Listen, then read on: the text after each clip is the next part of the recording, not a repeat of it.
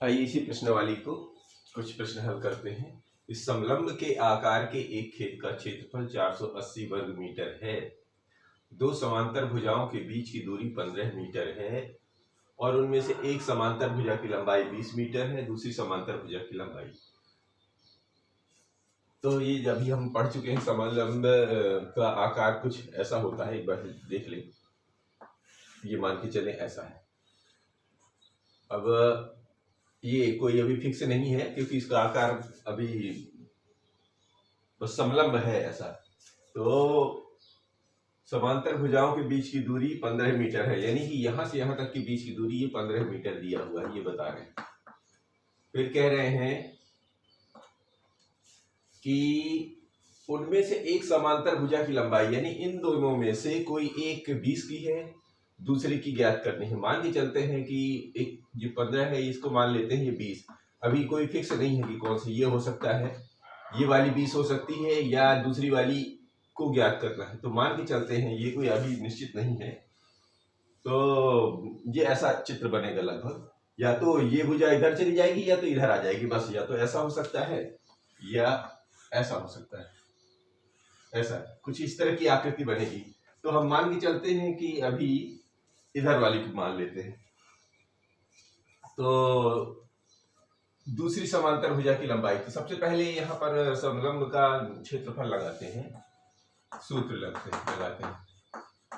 समलंब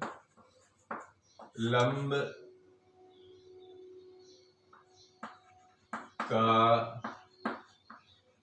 क्षेत्रफल क्या होता है, 1/2 जो समांतर भुजाएं होती हैं उनका योग करके इस दूरी को जोड़ दिया जाता है। समांतर भुजाओं का 1/2 गुणे समांतर भुजाओं का योग, समांतर भुजाओं का योग, और इसी में गुणा कर देना है ऊंचाई का। ये दिया हुआ है उनके या बीच की दूरी, ऊंचाई या बीच की दूरी, यहां पर लिख सकते हैं बीच की दूरी।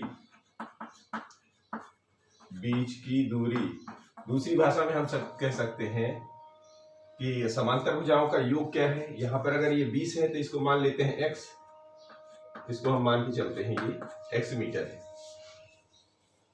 माना जा सकता है, कोई दिक्कत है नहीं। तो ऑलरेडी यहाँ पर दिया क्या है ये भी लिख लो।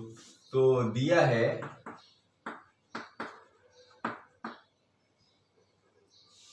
क्षेत्रफल ऑलरेडी इसका दिया हुआ है 480 वर्ग मीटर, ठीक है। और एक भुजा 20 सेंटीमीटर,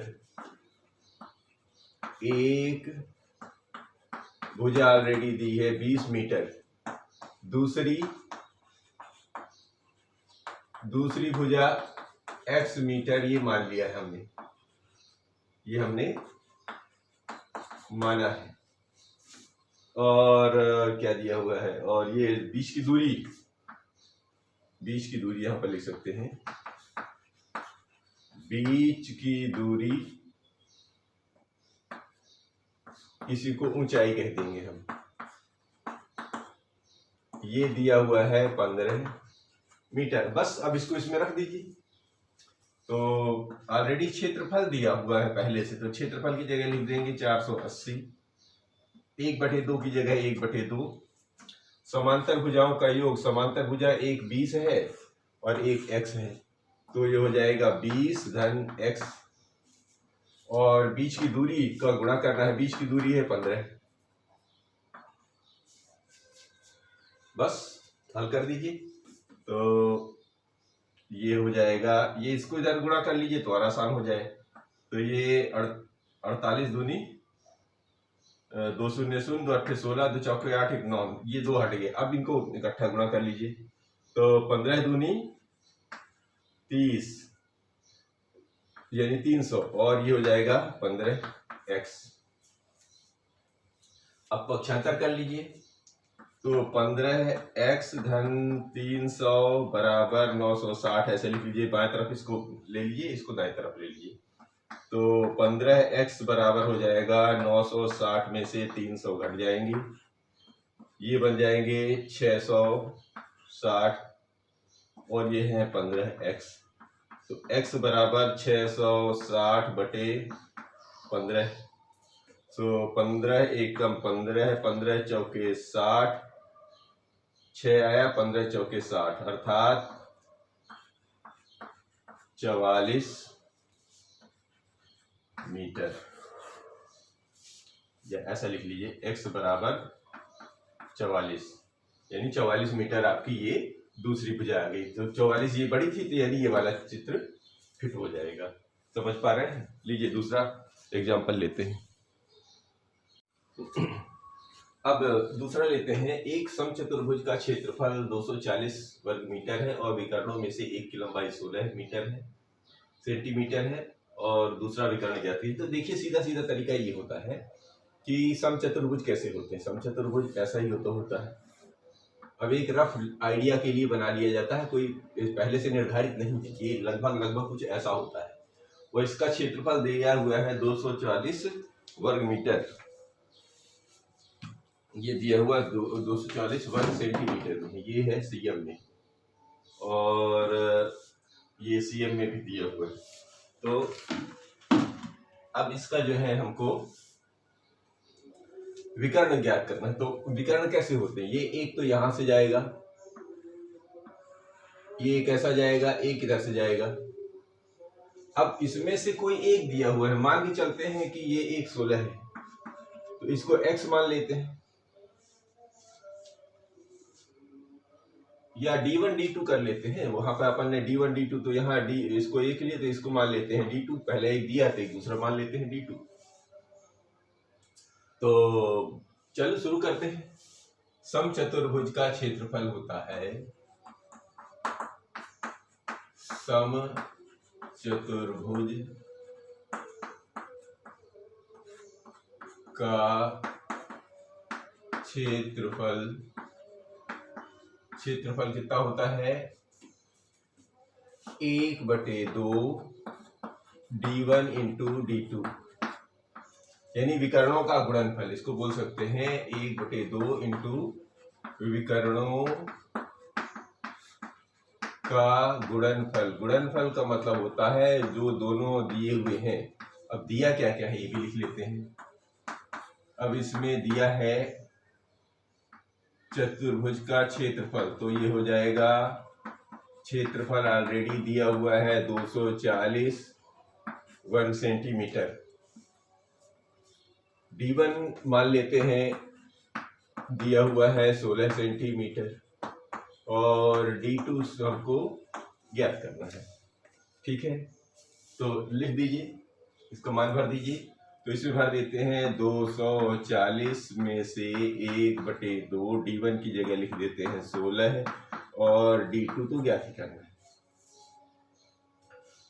अब क्या करेंगे?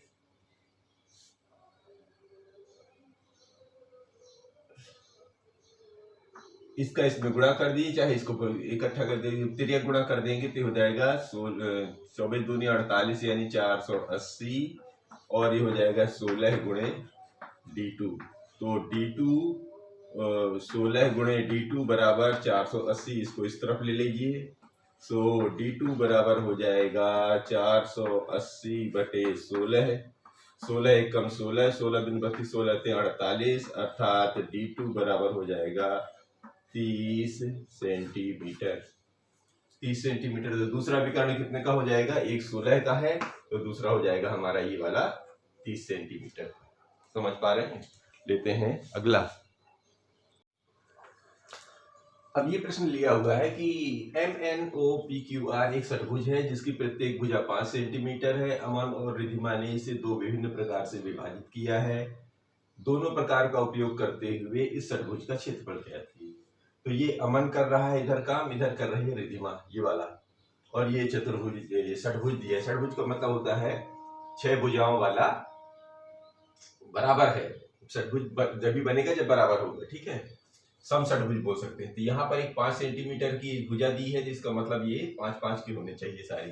लेकिन यहाँ पर ये 11 सेंटीमीटर दिया हुआ है, यहाँ से N से Q तक की दूरी, और R से P तक की दूरी दिया हुआ है 8 सेंटीमीटर। तो अमन ने कुछ ऐसा काम किया है, रिधिमा ने कुछ ऐसा काम किया है, तो इनको दोनों को अलग अलग बताना है कि इस तरीके से भी निकालना है। उसने कुछ ऐसा बांटा हुआ है, यहाँ से कुछ ऐसा बांटा हुआ है,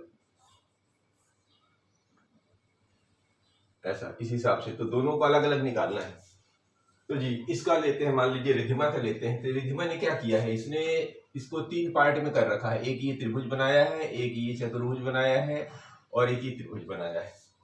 तो यहां से यहां तक की दूरी कितनी है देख लीजिए। यहां से यहां तक की दूरी ये 8 है, और ये है 5, ये लिख लीजिए। और चूंकि जिनका इस्तेमाल होना है, और ये कितनी दूरी हो जाएगी जी, ये है 11 है, और ये है 5, ये है 8 है। तो ये कितनी हो जाएगी, ये देखिए 5 इधर निकल गया, कुल 11 है, तो ये 3 इधर आ जाएगी और 3 इधर आ जाएगी। 8 ये अंदर वाली है, और 3 इधर आ जाएगी, यानी इधर वाली 3 और ये 3 इधर, और 8 की ऐसी। ये हमारी, क्योंकि ये 11 है तो 5 ये बीच की हट जाएगी, तो कितना हो जाएगा, 3 ऊपर 3 नीचे, ऐसा आ जाएगा।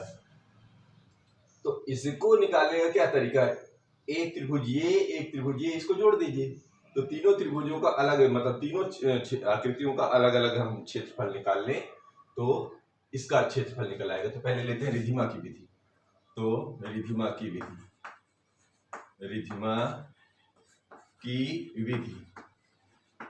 की विधि कैसे हो जाएगी कि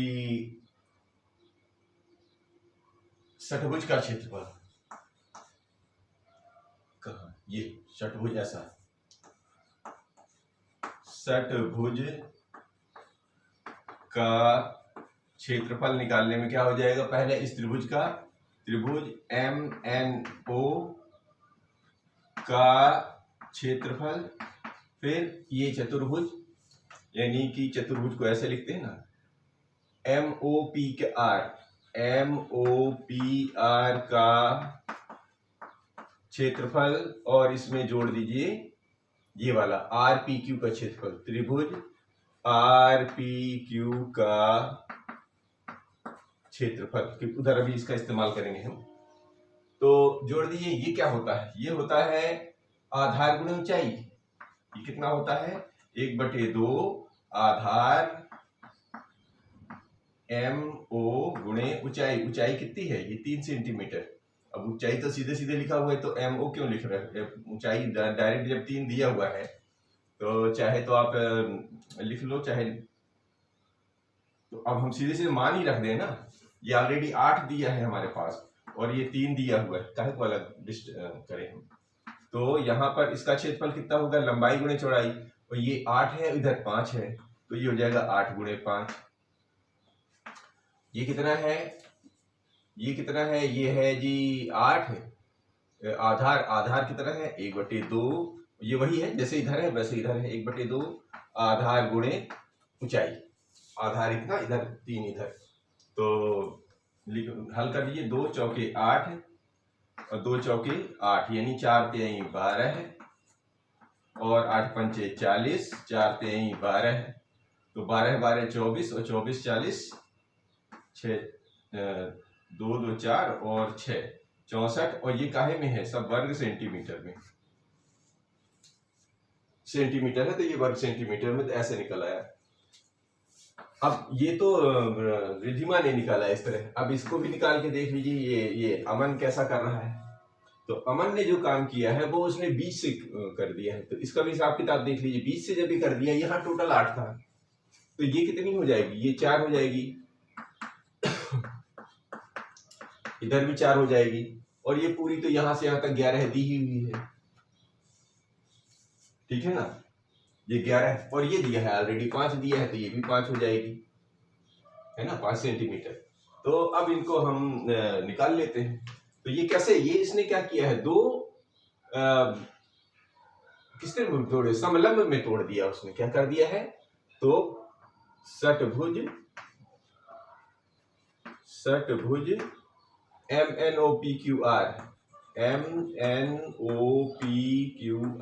का क्षेत्रफल कितना हो जाएगा, दोनों ये एक ही जैसे हैं, ये ऐसे अलग लिख लीजिए, MNQR का क्षेत्रफल, चतुर्भुज MNQR प्लस का क्षेत्रफल में से इधर वाले को भी जोड़ना है, चतुर्भुज NQPO का क्षेत्रफल।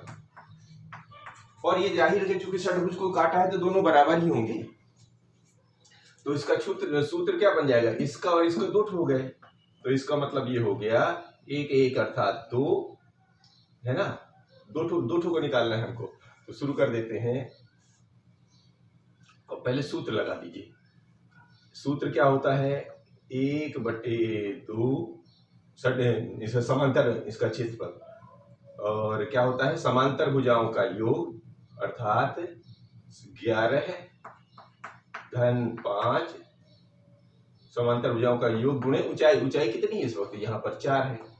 ये इसी को फिर एक बार और कर दीजिए इधर का भी, तो 1/2 समांतर भुजाओं का योग 11 धन वही 5 और गुणे ऊंचाई। ऊंचाई यहाँ पर है 4, ठीक है जी। 2 से 2 दूनी 4, ठीक है, और 2 से 2 दूनी 4, तो 11 5 16, ठीक है। और इधर बचा है 2, इधर 11 5 16 है, इधर बचा है 2, तो 16 दूनी 32 धन 32 अर्थात जो हो जाएगा 64, और क्षेत्रफल हमेशा वर्ग में आता है, इस तरह हमारा निकल आएगा। ये बात कैसे समझ पा रहे हैं, ये 2 है, एक बार दोनों बराबर ही है, चाहे एक बार में 2 का गुणा करके निकाल लीजिए या दोनों को अलग अलग जोड़ दीजिए तो इतना निकल आएगा। उम्मीद है आप समझ पा रहे होंगे। तो इस तरह ये हमारा तीसरा एग्जाम्पल पूरा होता है।